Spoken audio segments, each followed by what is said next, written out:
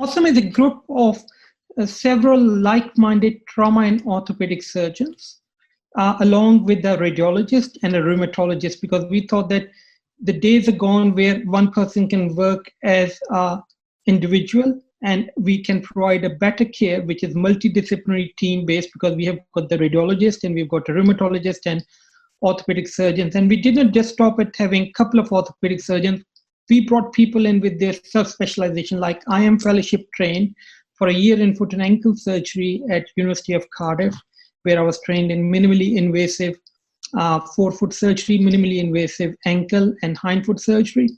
And then we have got another foot and ankle colleague so that we can cross-cover each other. When one is not available, other person would be able to do that. And we discuss patients in our meetings to come to what is the best multidisciplinary team, so that one person is not just getting one person's opinion of view. When we have to go down the surgical route or complex cases, we discuss among ourselves.